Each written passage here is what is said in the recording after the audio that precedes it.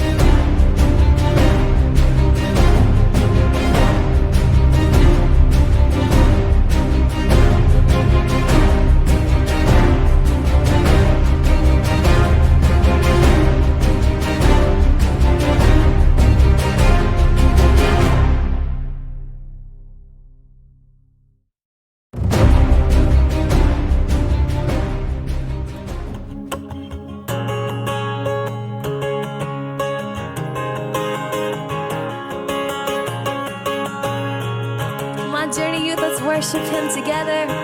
Sing higher, higher than the mountains that I face, stronger than the power of the grave, and constant in the trial and the change. One thing remains.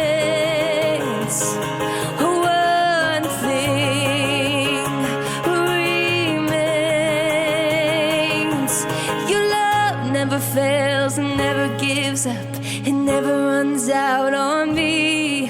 Your love never fails and never gives up, it never runs out on me. Your love never fails and never gives up, it never runs out on me. Your love, yeah.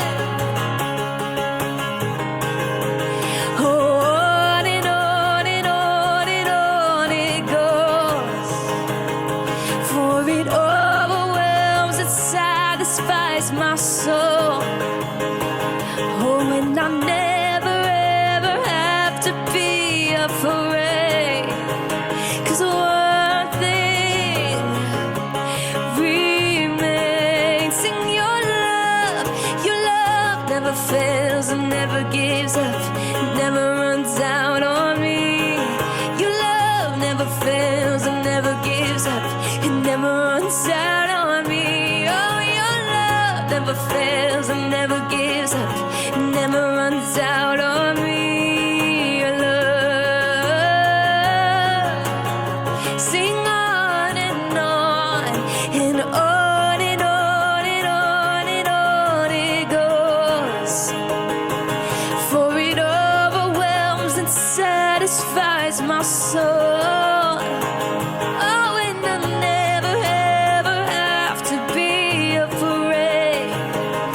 'cause this one thing remains. Sing your love.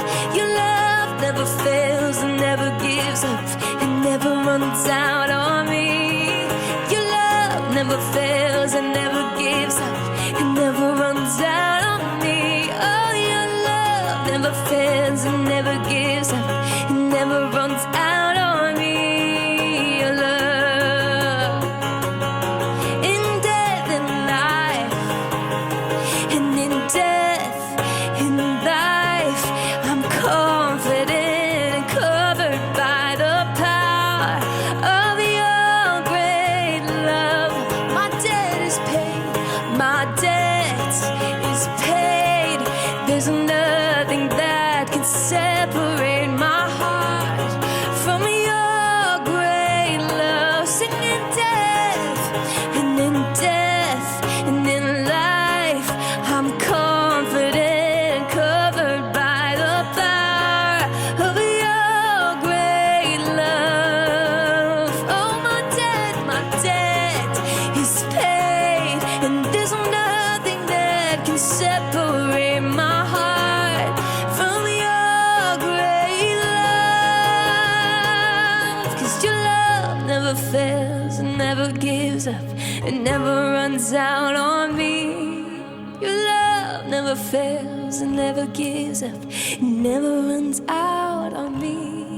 Your love never fails and never gives up and never runs out on me. Your love, and in death, in life, I'm confident and covered by the power of your great love. And my debt is paid. There's nothing that can separate my heart from your great love. One more time, your love never fails, never gives up, never runs out on me. Your love never fails and never gives up, never runs out on me. Your love never fails and never gives up, never runs out on me. Your love.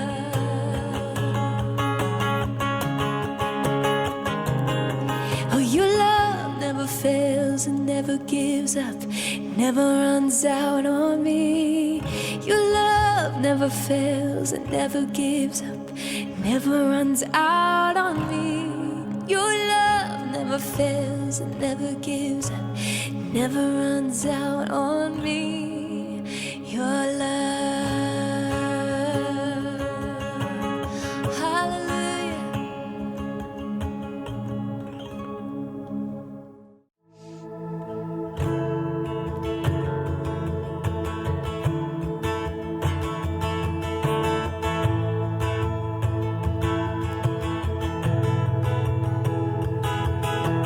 Peace, bring it all to peace.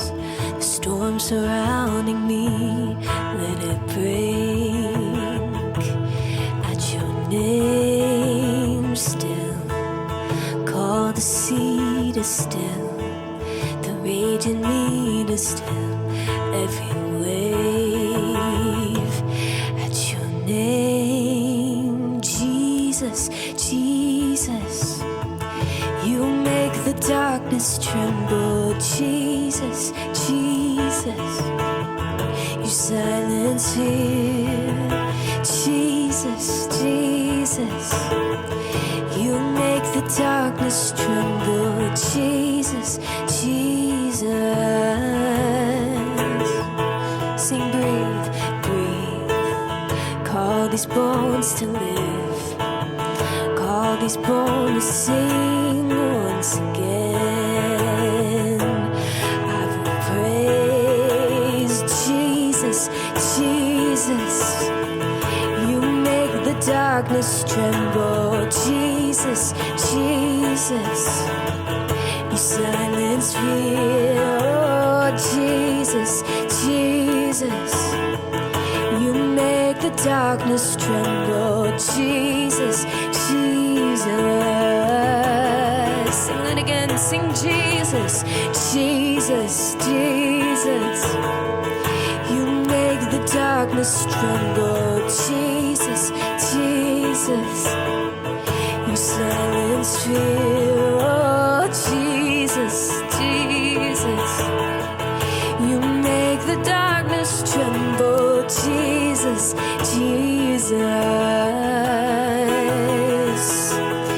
Your name is a light that the shadows can't deny. Your name cannot be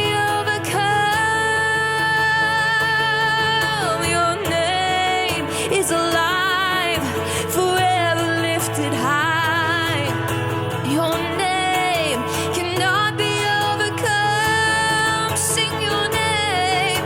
Your name is a light that the shadows can't deny. Your name cannot be overcome. Your name is alive, forever lifted high. Oh, your name cannot be overcome. Sing Jesus, Jesus, Jesus. You make the darkness tremble, Jesus, Jesus. You silence fear, Jesus, Jesus. You make the darkness tremble, Jesus, Jesus. Jesus, Jesus. You make the darkness tremble, Jesus, Jesus. You silence fear, Jesus, Jesus. You make the darkness tremble, Jesus,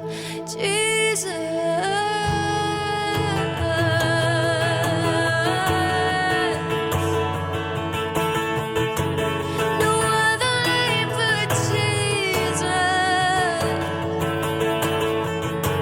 Let's sing your name again. Your name is a light that the shadows can't deny. Your name cannot be overcome. It can't. Your name is alive, forever lifted high. Your name cannot be overcome. One more time. Oh, your name is a light that the shadows can't deny. Your name cannot be overcome. Your name is alive, forever lifted high. Your name cannot be overcome. Turn to you, sing Jesus, Jesus, Jesus. You make the darkness tremble, Jesus, Jesus. You silence fear, Jesus, Jesus. You make the darkness tremble, Jesus, Jesus.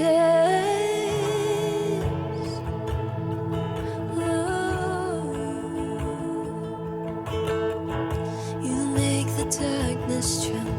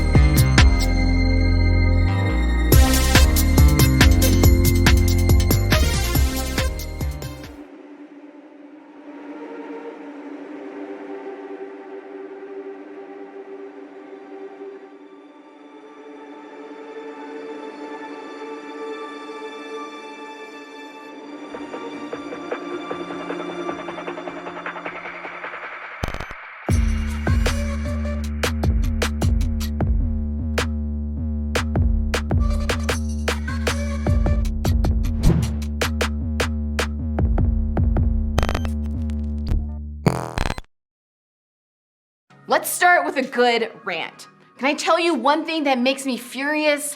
It's when adults around me talk badly about teenagers. And here's what I mean. Sometimes I'll be on an airplane and the person in the seat next to me will ask me what do you do? So I tell them, I work with teenagers. Now the minute I say that, I get one of two reactions. That's awesome, and they're right.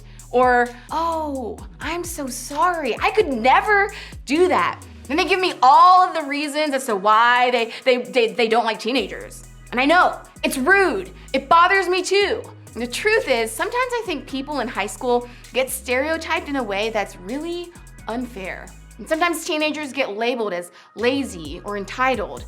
The label that bugs me the most is this one, rebellious. Being rebellious just means that you don't always follow the rules. And when I hear that statement that teenagers are just rebellious, I want to ask the question, have you met every teenager?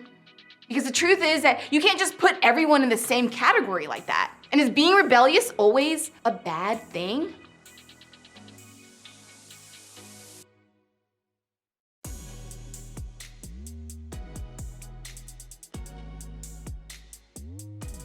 The truth is, whether you consider yourself rebellious or not, whether you love rules or you hate them, our world has a lot of them. And you know this. School is full of rules, like you can't run in the hallways, you can't FaceTime people in other classrooms, and you're not allowed to go off campus for lunch. There are probably some rules at your house having to do with your curfew, time you spend on your phone, or cleaning up after yourself. These rules are pretty obvious. But then there are the unspoken, unmentioned, but everybody still knows it rules, like you don't respond to a text message by calling someone, like ever. You don't laugh when your friend says something dumb in class. You don't ever, and I mean ever, screenshot a Snapchat without an explanation. The point is, our world has a lot of rules, and so it makes sense that when we're in spaces like this, in a church or around church people, we assume that it is just one more place with more rules for us to follow. In fact, maybe you have heard of people say that being a Christian is just about following a bunch of rules. If that's how you've thought about it, I totally get that. It's a really common idea. But just for today, I want you to consider this. What if we've gotten it wrong? What if following Jesus is just as much about the rules you break as the rules you follow? What if I told you that being rebellious isn't always a bad thing? In fact, it can be the very thing that God invites us to do. You may or may not know this, but lots of people would have called Jesus rebellious. That seems strange to say because so many of us have assumed following Jesus is just about following rules.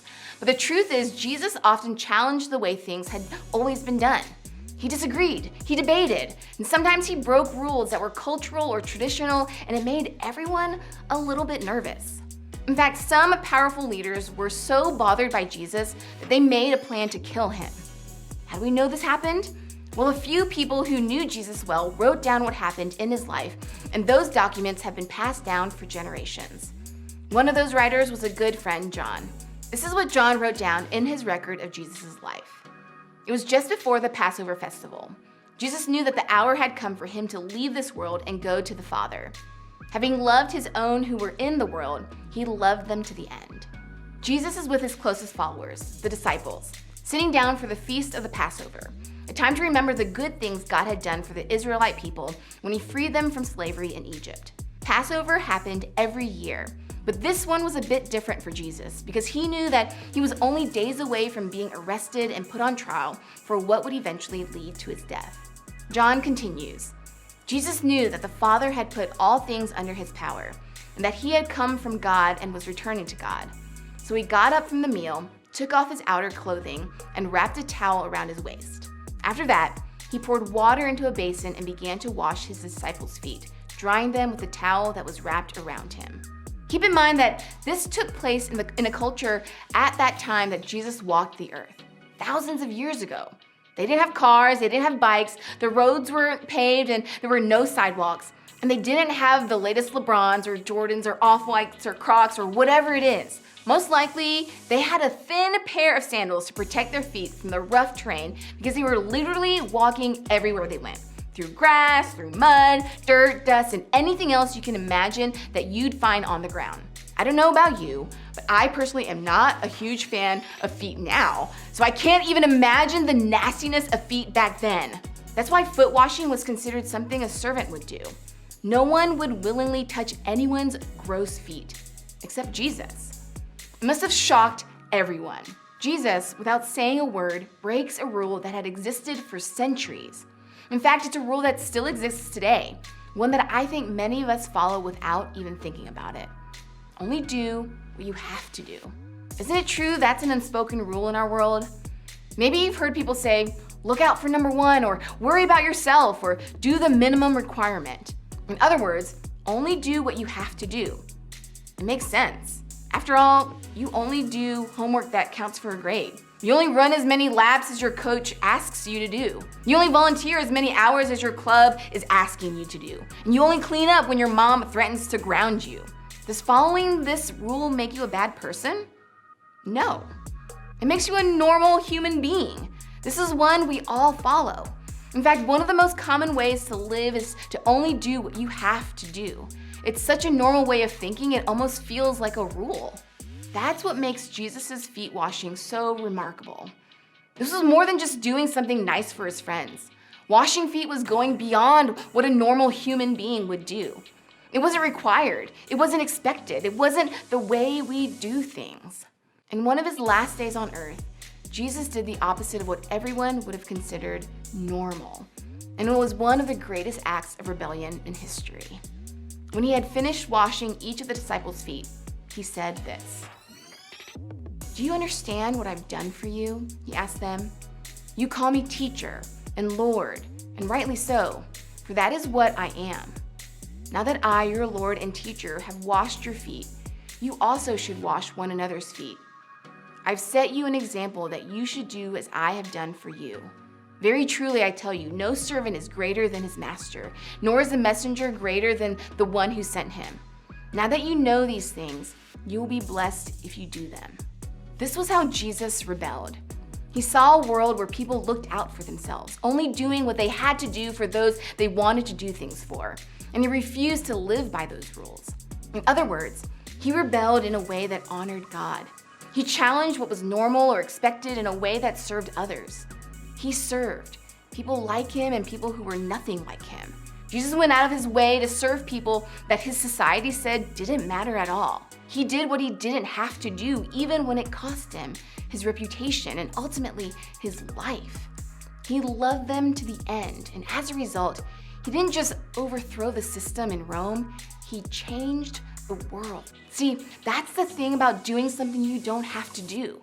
It gets people's attention. It disrupts the normal way of doing things. It changes people in a powerful way. So what does it look like for us to be rebellious enough to do something we don't have to do? One idea is to start each day by praying this simple prayer. God, here I am. Help me see ways I can help. When it comes to helping other people, it may not always be obvious. Sometimes I've been so busy I don't even notice other people around me. But when I started praying that simple prayer, I began to see more opportunities than I realized, and I think you will too. Then as you see people that need help, help them, even when you don't have to. It really is that simple. Maybe for you that means helping the school janitor clean up a spill if you see it, doing chores at home without your parents having to ask you, including somebody who seems to be excluded, spending time with your siblings, inviting somebody to sit with you who's different from you, defending somebody who's been gossiped about, saying something nice to the lunch lady, carrying grocery bags for the single mom you see in the store, showing respect to that teacher that nobody seems to show respect for. Maybe that doesn't seem all so life-changing, and I get it, but chances are it has changed your life already. Here's what I mean. Do you remember a time when someone did something for you that they didn't have to do? Maybe they helped you when they didn't have to. Maybe they gave you something that was so generous you didn't even expect it. Maybe they forgave you when you didn't deserve it. The point is, when somebody does something they don't have to do for us, it's a powerful moment and we remember it. The same thing is true when we do something out of the ordinary for others. Here's what I want you to think about.